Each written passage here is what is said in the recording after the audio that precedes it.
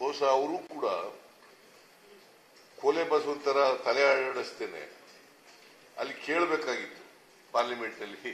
ಯಾವ ನಾನು ಇವ್ರು ನೋಡಿದೆ ಟಿವಿನಲ್ಲಿ, ಯಾರು ಕೋಲಾರದ MP ಯಾರು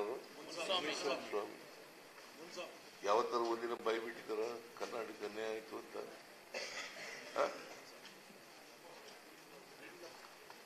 ಯಾವತ್ತಾರು ಹೋಗ್ಲಿ, ನೀವು ಇಷ್ಟು ಕೊಟ್ಟಿದ್ದೀರಿ ಅಂತಾರು ಹೇಳಿದಾರ?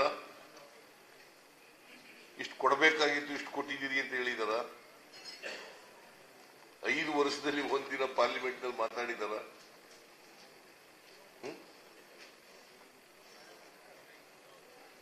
ಈಗ ಹೇಳಿ ನೀವೇ, ಅವರು MP ಆಗ್ಲಿಕ್ಕೆ ಲಾಯಕ ನಾಲಾಯಕ? ಇವರು ಒಂದು ದಿನ ಬಾಯಿ ಬಿಡ್ಲಿಲ್ಲ.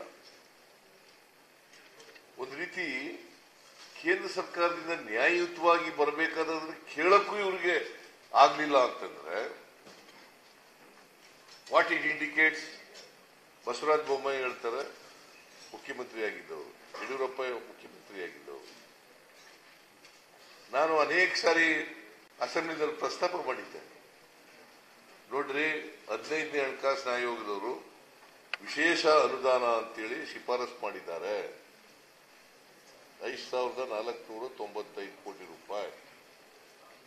ಅದನ್ನ ತಗೊಳ್ರಿ ಅಂತ ಯಡಿಯೂರಪ್ಪನವ್ರಿಗೆ ಹೇಳಿದೆ, ಬಸವರಾಜ್ ಬೊಮ್ಮಾಯಿಗೆ.